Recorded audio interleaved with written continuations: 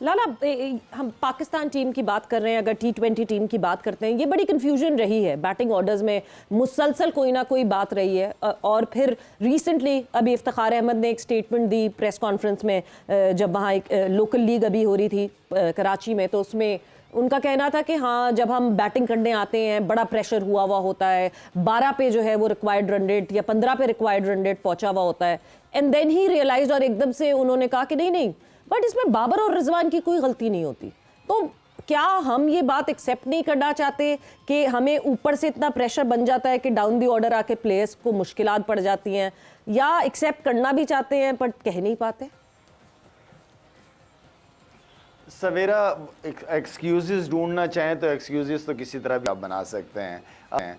और क्रिकेट के अंदर ये चीज़ें बहुत ज़्यादा होती हैं। आपको एक सॉफ्ट कॉर्नर चाहिए होता है। देखें, मेरे ख्याल में जिसको जहाँ पे मौका मिलता है उसको उस हिसाब से वहाँ पे परफॉर्मेंस करनी होती है। अगर एक 5वें 6ठे नंबर का बैट्समैन है तो 5वें 6ठे नंबर वाले बैट्समैन को ये पता होना चाहिए कि ये सिचुएशन होती है ज़्यादातर मैचों के अंदर कि एवरेज 10 रन से ऊपर होता है, और इसी एक्सपेक्टेशन, इसी वजह से आपको इस नंबर पे खिलाया जाता है, और इसी वजह से आपको लिया भी जाता है टीम में कि अगर ऐसी सिचुएशन होगी तो आप, हमें पता है कि आप कर जाओगे रन। जब परफॉर्मेंसेज नहीं होती तो फिर अगर आप एक्सक्यूजेस ढूंढना चाहो, पता नहीं कितने एक्सक्यूजेस मिल जाएं आपको।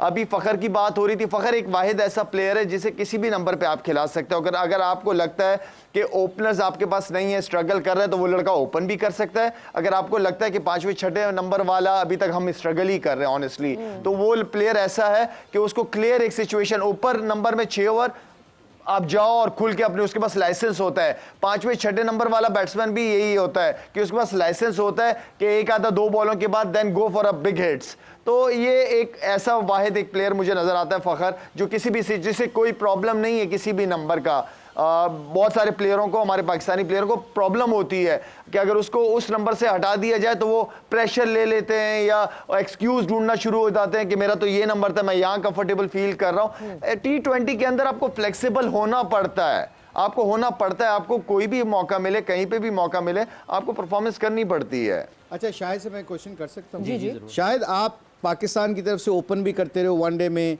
और आप 6ठे नंबर पे भी साथ, आपने बहुत ज़्यादा नंबर्स पे बैटिंग की हुई, नंबर 3 पे भी की हुई है। आई रिमेंबर आप जब पाकिस्तान से खेलने लगे तो ओपन करते, फिर बीच में मिडल में आ गए। Let me ask you this question, ये बड़ा इंपॉर्टेंट क्वेश्चन है कि एज ए प्लेयर आप कहाँ पे कंफर्टेबल फील करते थे? ये बहुत इंपॉर्टेंट इशू है। मुशी भाई, आपको अच्छी तरह पता है कि मुझे क्योंकि एज अ लेग स्पिनर जो था, मैं, मुझसे 3 4 5 ओवर ज़्यादा से ज़्यादा कराए जाते थे, तो मेरा फोकस ज़्यादातर बैटिंग पे था, तो इसलिए ओपन यूज टू भी हो गया था और मज़ा भी आ रहा था ओपन करना, क्योंकि मेरे लिए ऑनर की बात थी कि सईद भाई जैसे प्लेयर के साथ मैं ओपन कर रहा हूँ। वहाँ से शुरू किया मैंने, एंड देन फिर रमीज़ भाई के साथ भी कुछ आध मैचों में ओपन की मैंने, एंड देन फिर इमरान नज़ीर आ गया था मेरे साथ, तो इस तरह चेंज होते रहे, लेकिन ओपनर ही रहा। उसके बाद जब मेरा पूरा फोकस, क्योंकि कंसिस्टेंट परफॉर्मेंस नहीं थी मेरी ओपन के अंदर, बैटिंग के अंदर, तो मैंने अपनी बॉलिंग को, जहां से मैंने क्रिकेट शुरू की थी एज अ बॉलर, मैं वापस अपनी बॉलिंग पे आ गया था। अल्हम्दुलिल्लाह 10 ओवर पूरे करता था। अच्छा, फिर 10 ओवर के साथ मुशी भाई आपको पता है कि फिर ओपन करना, पूरा दिन फील्ड में गुजारना, थोड़ा सा स्ट्रगल कर रहा था, फिर मेरी लोअर बैक की वजह से स्ट्रगल कर रहा था। फिर जब मैंने नीचे नंबर पर खेलना शुरू किया, 5वें 6ठे नंबर पर खेलना शुरू किया, फिर मैंने उस जगह को बहुत ज़्यादा इंजॉय किया, क्योंकि मेरा सारा फोकस बॉलिंग पे चला गया था, और 6ठे नंबर मुझे पता था कि मेरा रोल है क्या, क्लियर माइंड के साथ चला जाता था मैं। तो मैंने अपने आप को हर जगह एडजस्ट करने की कोशिश की है।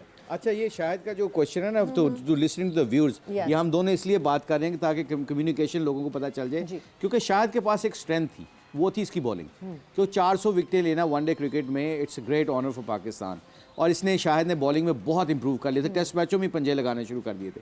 बट फ़खर के पास ये नहीं है, बॉलिंग नहीं है, फ़खर के पास एक ही ऑप्शन है और वो बैटिंग है। आई थिंक जो हमारी, मेरी और शाहिद की, शाहिद ने कहा बिल्कुल ठीक है, आई थिंक शाहिद का opinion, I respect the opinion, but जो स्ट्रेंथ शाहिद ने पहले पाकिस्तान को जाके वनडे में 6 मैच खेलता था सईद भाई के साथ, जाके 2 मैचों में 35 करता था 10 बॉलों पे, 15 बॉलों पे, फिर क्या होता था, आउट हो जाता था। फिर 3 मैचों में करता था 70, 100 भी किए 1-2।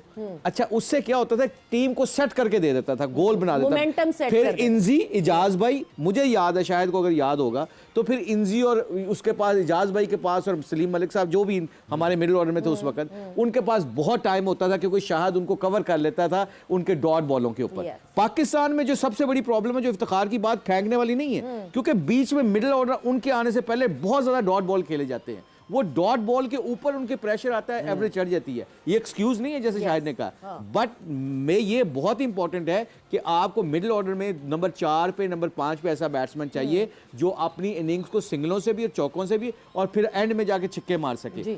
मेरा अपना जाती ख्याल है कि फखर को सिंगलें नहीं आती स्पिनर पे और फास्ट बॉलर पे, वो छिक्के मार लेता है या चौके मार लेता है, ये मुझे उसका कंसर्न है, और पावर प्ले में ऐसा प्लेयर फिर डेंजरस हो जाता है, ये मेरा ओपिनियन है। तो उसके पास स्पिन बॉलिंग का इजाफी खूबी भी नहीं है उसके पास, उसका नहीं है, उसने सिर्फ बैटिंग ही करनी है। और आजकल वो फील्डिंग से भी फाइन लेग से फाइन लेग छुप रहा है, वो हम देख रहे हैं। तो ये शायद ये था, ये प्लान था, मतलब मुझे लग रहा है कि क्योंकि मिडिल में ना आके आपने न्यूजीलैंड में देखा ना कि एक मैच में उसने बहुत अच्छा खेला, फिर 4 मैचों में उससे परफॉर्मेंस नहीं हुई, क्योंकि वो जो हिटें जो गैप में जाती थी या फील्डरों पे नहीं होती थी, पावर प्ले में जो सर्कल में फील्डर थे वो 4 दफा फिर आउट हो गया फील्डरों की वजह से, क्योंकि फील्डिंग खुली होती है। तो आपका इसके ऊपर क्या पॉइंट ऑफ व्यू है? वैसे मुशीब भाई बिल्कुल सही कह रहे थे कि आपको ऊपर एक बैट्समैन चाहिए, 6 ओवर का अगर फायदा उठाना है तो आपको एक बैट्समैन ऊपर इस तरह का चाहिए होता है। मैं ये नहीं कहता कि फखर हर मैच में रन करेगा, लेकिन जिस मैच में रन करेगा वो वन साइडेड कर देगा मैच आपके लिए, तो ऊपर हमें एक बैट्समैन ऐसा चाहिए।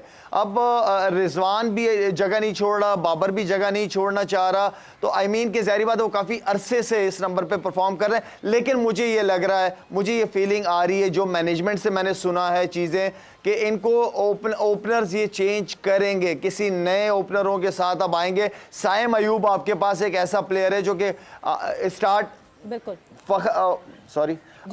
साइम अयूब आपके पास ऐसा प्लेयर है कि वो बच्चा आपके लिए बड़े अच्छे मैचेस जितवा सकता है ऊपर से। बिल्कुल, और क्योंकि हमने अभी न्यूजीलैंड की सीरीज में देखा कि हमने साहिबजादा फरहान को कभी किसी नंबर पे खिला दिया, कभी किसी नंबर पे खिला दिया। हमने जो है वो, क्योंकि अब शायद रिजवान एक सीनियर प्लेयर है, रिजवान ने इतना साल सर्व किया है पाकिस्तान को, मेरा ख्याल से ही should have the ability to float, और वो फ्लोट कर सकते हैं अपनी पोजीशन को, और मेरा ख्याल से करना चाहिए, और इन यंगस्टर्स को ओपन पे जगह देनी चाहिए। मगर हमें जो है अब एक और हमारे मेहमान ने ज्वाइन किया है, मेहमान क्या कहूँ कि मैं जोर का जोड़ की फैमिली के एक और मेंबर ने ज्वाइन किया है। सो मोमिन साकिब को हम कहते हैं खुशामदीद। अस्सलाम वालेकुम मोमिन। वालेकुम अस्सलाम सवेरा जी, कैसी हैं आप? खैरियत से हैं? मैं बिल्कुल खैरियत से हूँ, आप सुनाएं, आप कैसे हैं? हम लोग तो, मैं ही क्या, जो हमारे पूरे मुल्क की यूथ है इस वक्त एक्साइटमेंट लेवल्स आपको पता है आसमान छू रहे हैं। पीएसएल, अभी ओपनर्स की बात कर रहे थे शाहिद भाई, तो पीएसएल तो हमेशा एक ऐसा पौधा रहा है जिसने हमें बड़े कमाल क्रिकेटर्स दिए। फखर, शादाब आए, उन्होंने हमें चैंपियंस ट्रॉफी जितवाई, तो बड़े हम एक्साइटेड हैं कि इस दफा पीएसएल में हमें कौन सा नया टैलेंट मिलता है। और आज का दिन बड़ा एक मजेदार मौका होगा। 3 भाई इस्लामाबाद यूनाइटेड से आपको शाह ब्रदर्स देखने को मिलेंगे होपफुली। नसीम शाह, उबैद शाह, हुनैन शाह।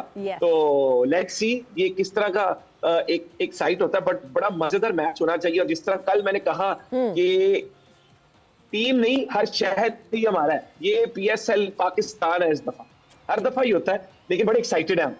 बिल्कुल जी, एक्साइटमेंट तो भरपूर है, मगर आप बताएं, आप ये दूर से बैठ के कब तक एक्साइटेड होते रहेंगे? आप यहाँ कब पहुंचेंगे? नहीं, इंशाल्लाह अगले हफ्ते वो, मैं एक्साइटमेंट में फ्लाइट मैंने लाहौर की लेनी थी, कहीं और की लेनी, अगले हफ्ते हम वहां पहुंच जाएंगे। और स्टेडियम में भी मैच, और बल्कि इससे मुझे याद आया कि आगे मैं आई एम लुकिंग फॉरवर्ड कि जो क्वेटा में और पेशावर में मैचेस होंगे, और वहां के स्टेडियम्स में जो एक क्राउड का जज्बा, जुनून एक और ही लेवल पे है, वो मैं बड़ा एक्साइटेड हूँ देखने के लिए। क्योंकि लाहौर, कराची में तो हमेशा हमने देखा ही है एक अच्छा अवाम जज्बा टुवर्ड्स क्रिकेट। मोमिन बड़े एक्साइटेड है। मोमिन, हमने मैच खेल रहे थे ऑस्ट्रेलिया खिलाफ। भाई मुशी भाई कैसे हो आप? खैरियत से हो? हमने ना मैच खेल रहे थे ऑस्ट्रेलिया खिलाफ, और शाहिद ओपन पे गया और शाहिद आउट हो गया पहले ओवर में, और पेशावर का सारा स्टेडियम खाली हो गया, वापस चला गया था। नहीं, पहले उन्होंने और हमने कहा भी दोबारा बुलाओ शाहिद को, दोबारा खिलाओ, दूसरी दफा बैटिंग कराओ। जिम्बाब्वे के खिलाफ। किसके? जिम्बाब्वे के खिलाफ था, सॉरी। हाँ, हमारे मेरे जितने पठान भाई थे सब कह रहे थे फर्स्ट बॉल ट्राई बॉल भाई। और ये उन्होंने